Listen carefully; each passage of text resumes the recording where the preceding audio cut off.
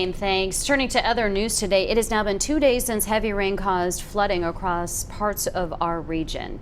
Yeah, it's continuing to be a story we're covering for you tonight. News Channel 11's Carissa Winstead, she spent the day traveling through parts of the North Fork of the Holston River. That is really a river that's seen a lot of impact from this rain. She's live on River Road in Hawkins County, one of the places still dealing with flooding. Carissa, water starting to recede there? Yeah, Josh and Sarah, actually, the flooding has gone down quite considerably. If you want to look behind me, the river has gone down quite a bit.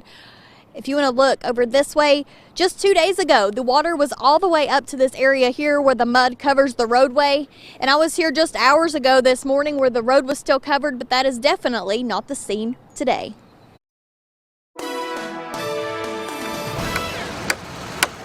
On Highway 23 in Weber City, Virginia, crews are putting up barriers where flooding caused a crane to fall into the North Fork of the Holston River.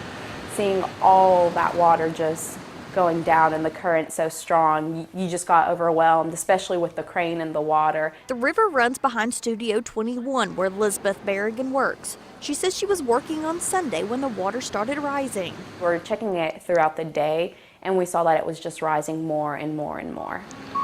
The Virginia Department of Transportation was doing construction on the bridge before the flood. VDOT says it will now have to wait until the water recedes before it can determine how much damage there is and how long the delay will be on the construction process. Just down the road in Hawkins County, I've never seen it flood like this yet. Brendan Hartgrove says he's had to help several people who have tried to drive through the water near his property on River Road.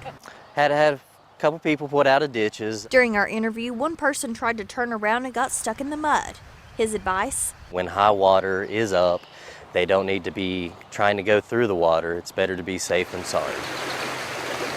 And at Laurel Run Park in Churchill, owners had to close the park temporarily after part of it flooded. The owners tell me the walking trail to the waterfall was also closed for a couple of days because heavy rains uprooted trees, making them fall into the walking trail.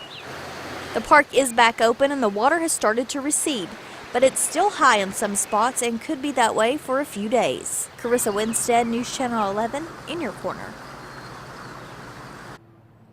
And you could see in that video you just saw just how high that water was just hours ago this morning when I was here. And if you look right here, you could see where the water was rushing at one point. You can see the leaves still stuck to this pole. And I did run into a few people who at one point thought it would be a good idea to drive through that water. And if there is still standing water in the area, just remember to turn around, don't drown. Reporting live in Hawkins County, Carissa Winstead, News Channel 11, in your corner. And to that point, the Hawkins County Sheriff's Office actually charged a woman today, identified as Denise Dennison, with 2 counts of reckless endangerment after authorities said she tried to drive through high water there on Big Elm Road in Hawkins County.